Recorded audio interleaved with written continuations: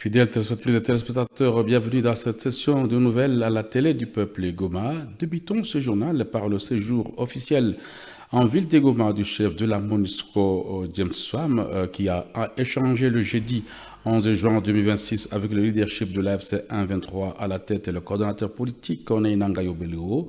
Les 10 échanges ont tourné autour du processus de Doha, du cessez-le-feu et de l'épidémie à virus Ebola. Suivons les propos du directeur de cabinet de la coordination de l'AFC 1-23 qui donne le condensé de ces échanges.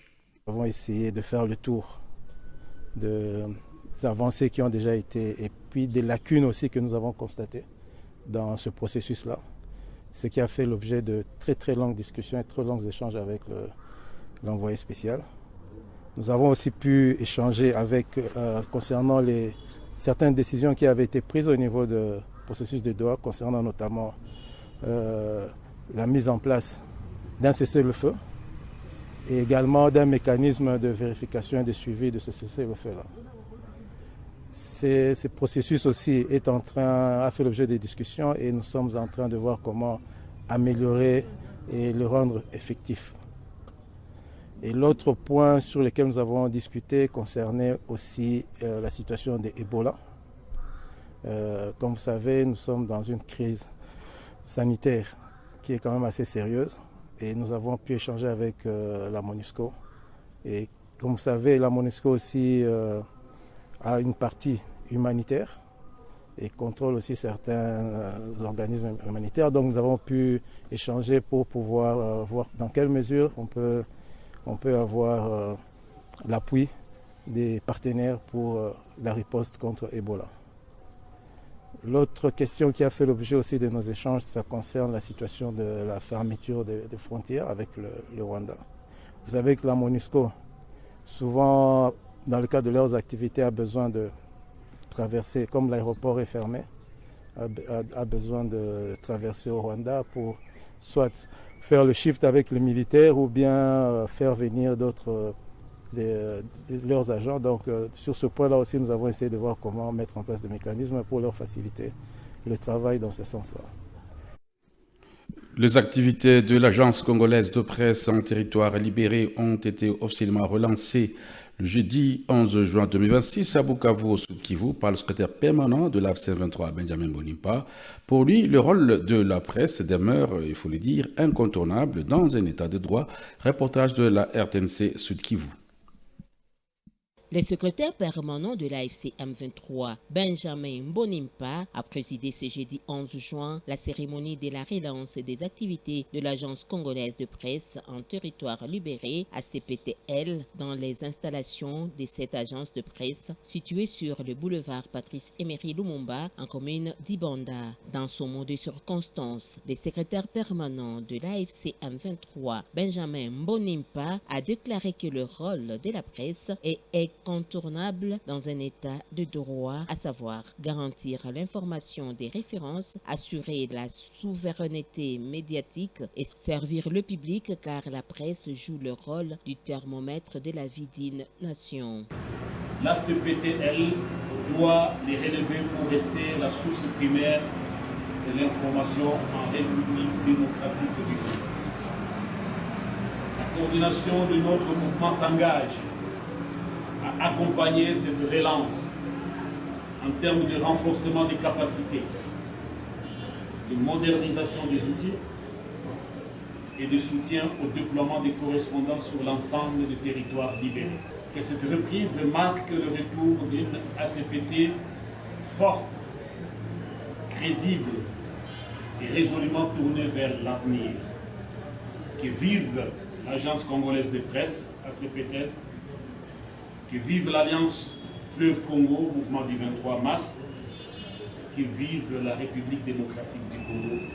Je vous remercie. Pour sa part, le chef du département de la communication au sein de l'AFC M23, Laurence Kanyuka, a défini la mission que doit jouer la CPTL dans les territoires libérés en vue de contrebalancer les fausses informations diffusées par le gouvernement de Kinshasa et des médias internationaux. La CPTL naît de la volonté de garantir à chaque citoyen un accès à une information crédible, équilibrée, responsable, produite par les journalistes engagés au service de l'intérêt général. Sa mission est claire et ambitieuse. Diffuser l'actualité du territoire libéré, de la République démocratique du Congo, de la région et du monde. Produire des dépêches, des articles, des reportages, des photographies et des contenus numériques répondant aux standards professionnels les plus élevés.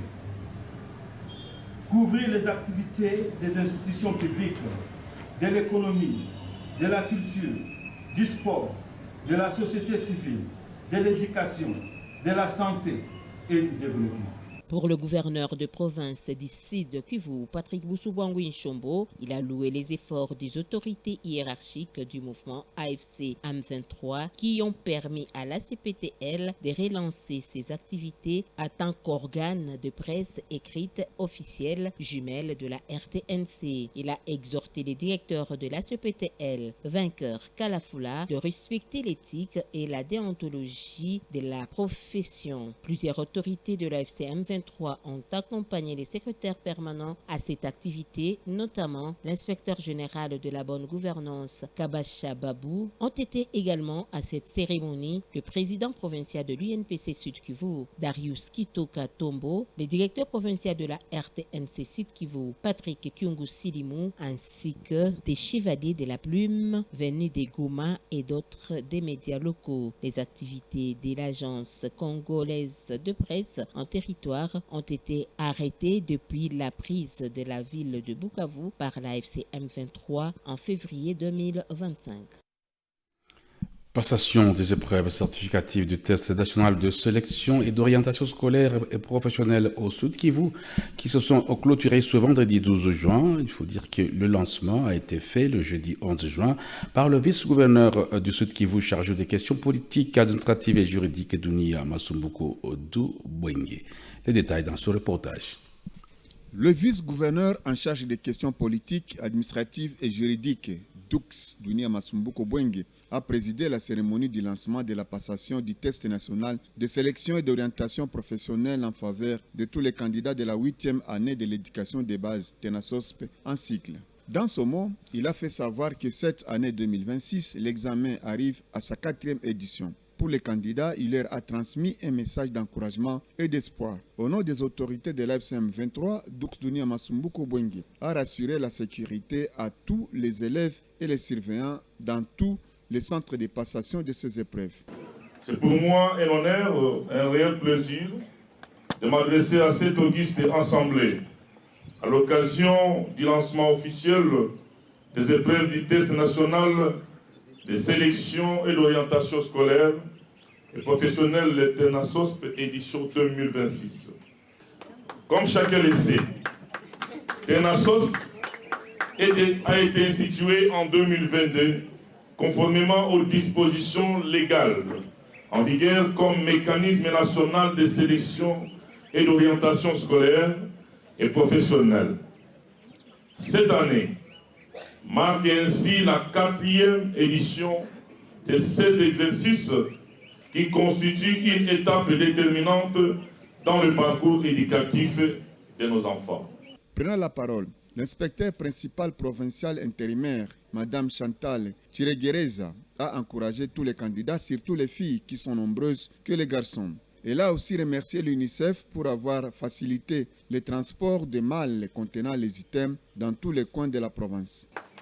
Le monde étant exposé, notre province en particulier étant exposée à la maladie d'Ebola, qui n'a pas encore trouvé ni vaccin ni médicaments appropriés, nous vous exhortons tous au respect des mesures barrières physiques pour lutter contre sa propagation.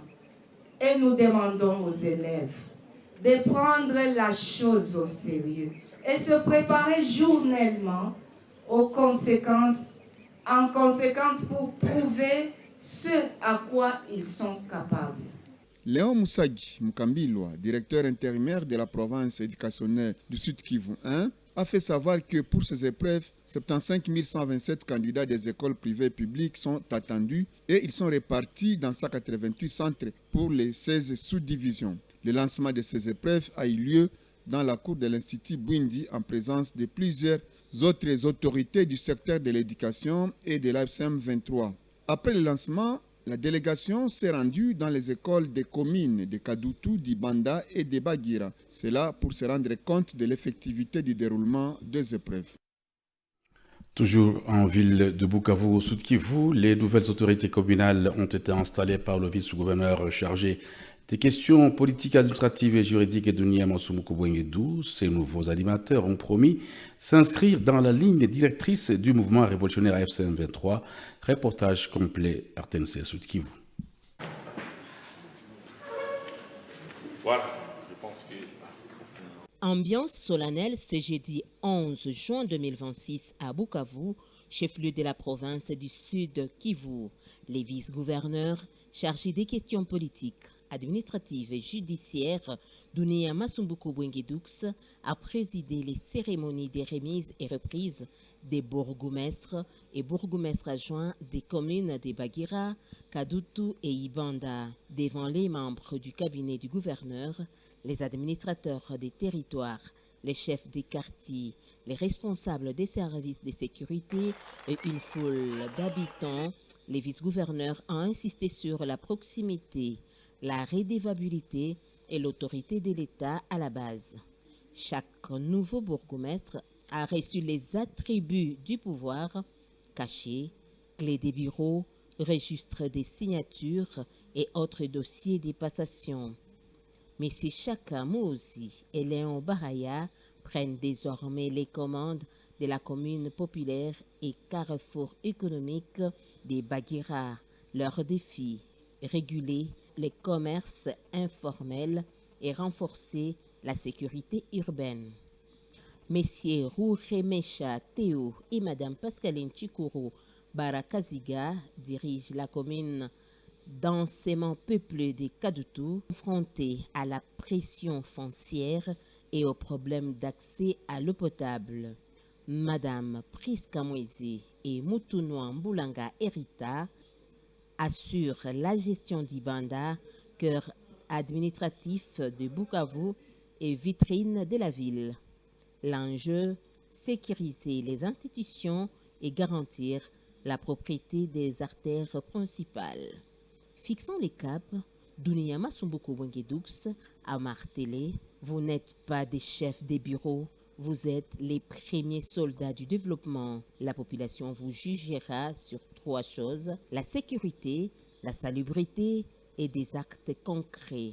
Les nouveaux animateurs de communes sont appelés à s'aligner sur la ligne du mouvement révolutionnaire Alliance Fleuve Congo AFCM 23, articulé autour de 3 piliers, la sécurité, l'assainissement et le développement.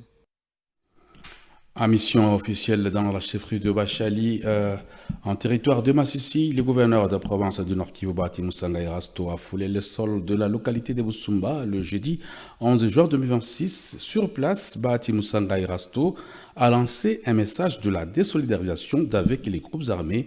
Les détails dans ce reportage rendu par mademoiselle Lisa Lukeka.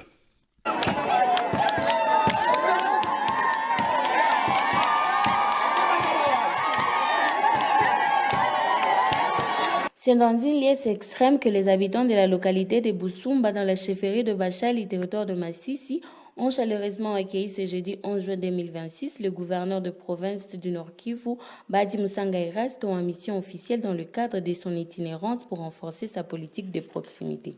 Dans son discours, le chef de l'exécutif provincial a salué le dynamisme de la population de Busumba face à l'activisme de groupes armés dans cette région. Bahati Musanga Erasto a fait appel aux Azalendo à déposer les armes et à éviter toute collaboration avec les groupes armés FDLR.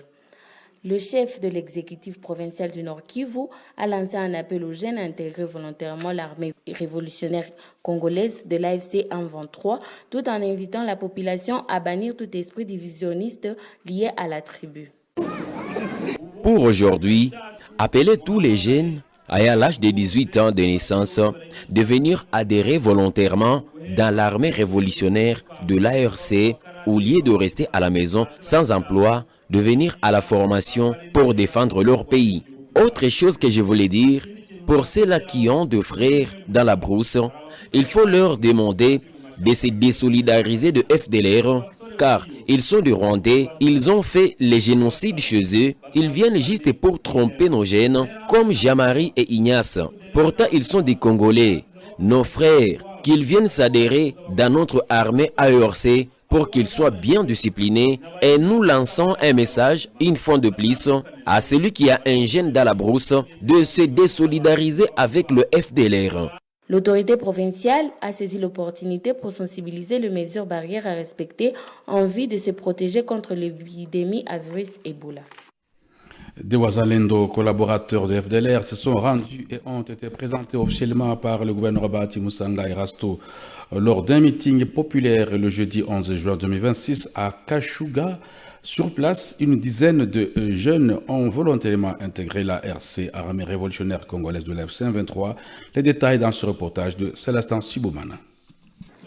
Ils étaient nombreux, hommes, femmes venus des villages Ihula, Minjenje, Mweso, Kalembe, pour écouter le message du gouverneur du Nord-Kivu, ici à Kashuga, où les décors étaient plantés ce jeudi 11 juin 2026.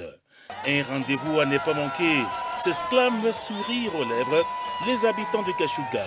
Cité située à plus de 150 km de la ville de Goma, nous sommes en territoire de Massissi, chefferie de Bachali. Bahati Musanga Erasto arrive dans cette localité où un accueil délirant lui est réservé. Dans son message, le gouverneur du Nord-Kivu a prêché par le vivre ensemble, la lutte contre le tribalisme, la désolidarisation des jeunes avec les groupes armés, les jeunes volontaires voulant intégrer l'armée révolutionnaire congolaise. Les portes sont ouvertes, a-t-il rassuré. Un officier et ses deux escortes Wazalendo qui opéraient dans le groupe FDLR à Bibwe, ayant déposé les armes, ont été présentés devant le public par l'autorité provinciale. Aba babiana balikuya jana baliitika wito yetu jinsi tuko na baita babiana bote batoke mpoli, na tunapata wakati na aba bako hapa tuite bote benye bako mpoli bakuje. Babiana bote benye bako mpoli benye bako nakimbia pamoja na FDLR bakuje tujenge kwetu. Aba babiana benye bako hapa tutababeba Rumangabo baende bajifunze bayuwe kuchunga raia kama ni nini. Ujinga yenye iko ndani mkichwa yabo ya kuiba raia yetu, kukula mbuzi za watu na kubaua, bibatoke ndani nabo bavale sawa baroko benzabo, bavale mzuri, tubapokeleshe bajenge inchi yabo.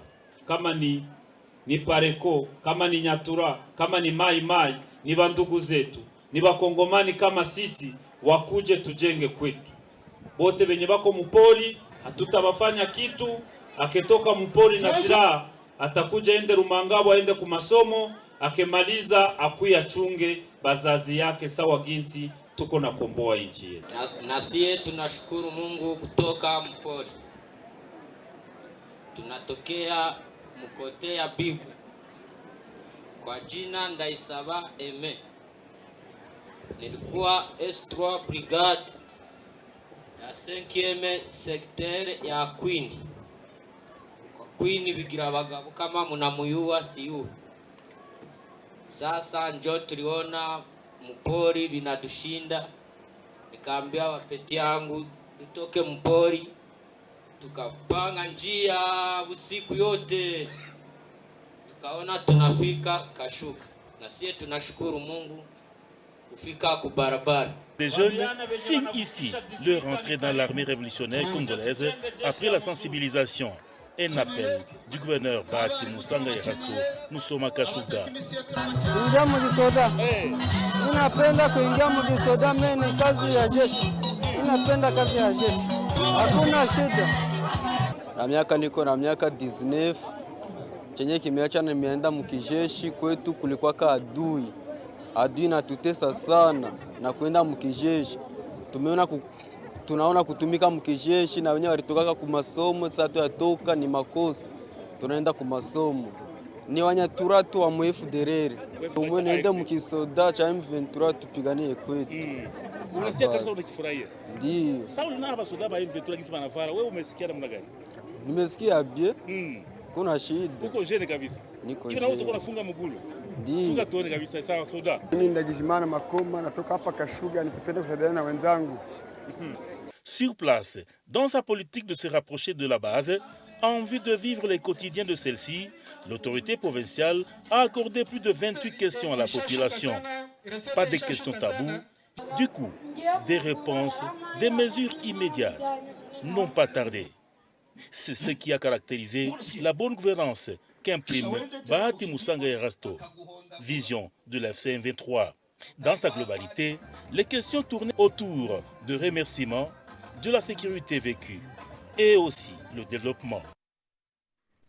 Ils sont au total 8204 candidats repartis dans 25 centres de passation qui ont affronté les épreuves de TENA-SOSP dans le territoire de Nyiragongo, dont les coups d'envoi a été donné le jeudi 11 juin par l'administrateur du dit territoire, Prince Mpabouka.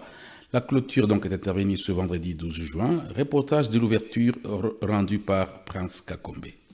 L'administrateur du territoire de Nyiragongo, Prince Mpabouka, a lancé officiellement ce jeudi 11 juillet 2026 le test national de sélection et d'orientation scolaire et professionnelle TENA-SOSP. Accompagné du sous-prophète Shukuru Kisuka Babi, l'autorité territoriale a réalisé une tournée d'inspection dans les différents centres de passation, notamment à l'Épée Mounigui, au centre Heri, ainsi qu'au centre Bassandi Congo. Cette présence de l'autorité territoriale avait pour objectif de s'assurer de l'effectivité de l'organisation et d'apporter un soutien moral aux candidats. Prince Mpabouka a personnellement encouragé les élèves à donner le meilleur d'eux-mêmes, tout en insistant sur le strict respect des consignes et l'interdiction formelle de la tricherie.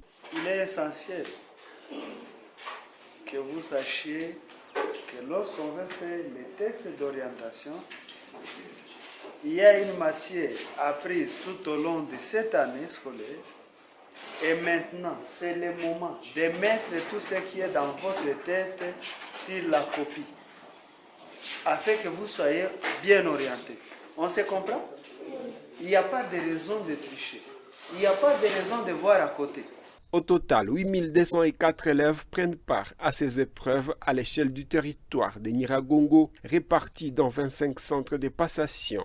Le sous-prophète a profité de l'occasion pour rappeler la mission essentielle du TENA-SOSP. Ces tests ne servent pas uniquement à évaluer les connaissances assimilées durant les cycles terminal de l'éducation de base, les 2 premières années du secondaire.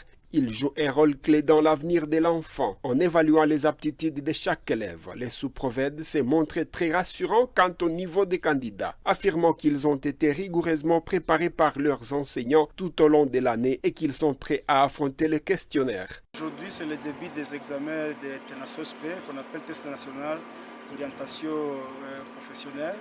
En fait, nous visons pour que les enfants soient bien orientés, qu'ils puissent choisir les filières selon leurs capacités. Vous savez qu'à l'époque, les enfants choisissaient les sections vaille que vaille. Il n'y a pas de souci, tout est en ordre sur le plan administratif. Toutes les instructions sont déjà mises à la disposition des chefs de centre. Nous attendons seulement à la fin de la journée pour faire l'évaluation. La question sécuritaire étant une priorité majeure, l'administrateur du territoire Prince Mpabouka a promis la quiétude dans les centres. La sécurité est pleinement garantie par les forces de l'ordre dans et autour des 25 centres de passation du TENA-SOSP, permettant ainsi aux élèves de travailler dans la sérénité. Rappelons que ces épreuves certificatives se sont clôturées ce vendredi 12 juin 2026. Les produits de première nécessité s'observent en grande quantité dans différents marchés et dépôts de la ville de Goma, une zone sous administration de la FCM 23, un constat fait par la rédaction de l'RTNC, reportage Pascal Mihigo. Voulant en savoir davantage, l'équipe rédactionnelle de votre chaîne a effectué une descente sur le terrain ce jeudi 11 juin 2026 pour s'enquérir de cette situation liée à la chaîne d'approvisionnement dans la ville de Goma. Première étape, c'est le marché de Kituku, où l'on observe la présence de plusieurs produits venant du territoire d'Idjui, Calais et autres, avec des bottes transportant des braises et autres produits alimentaires. Le grand marché de la ville de Goma, par exemple, Kituku, Virunga et Birere sont inondés de nourriture, des produits champêtres venant de territoires notamment Calais, Minova, Idui, Rutshuru et autres. 2 camions remplis de produits sont visibles souvent dans la ville, rivalisant le vitesse pour alimenter les dépôts de la ville de Goma. La population s'approvisionne en grande quantité malgré l'absence de banques. À Kibumba par exemple, les femmes produisent des choux, pommes de terre et exportent vers la ville de Goma et autres coins de la province. Kamoya hapa ni 4000. Wa 4000 anakamata, wa 3500 anakamata. Hatuna bei fixe. Chakula iko ni ya mingi makuta azi. Nini na nini ndio maharagi? Bakuri ni 2500. Sinasikia navyo maharagi iko. Na hivi virai mbegeti hatuna fixe ya bei. Kama wa 4000 anakuwa unampatia, wa 3000 unampatia, wa 3500 unampatia. Virai wetu tunaujisha. Vinaenda Goma, vingine Rutshuru, vingine Kiwanja, Njove. Sur le lac Kivu, le pêcheur s'active pour produire de frétins et vendre à un prix raisonnable. À ce jour, 1 kg de pommes de terre coûte 1250 francs congolais. Une mesure de haricots varie entre 2000 francs, 2300 francs et 2500 francs congolais selon la qualité. Cette situation démontre combien de fois les populations vivant dans les zones sous l'administration de l'AFC 123 ne disposent pas d'un problème de produits de première nécessité, mais la fermeture des banques pour faciliter l'accès libre aux services bancaires et permettre à la population de vivre et de consommer localement. C'est la fin de cette session de nouvelles. Merci de l'avoir suivi.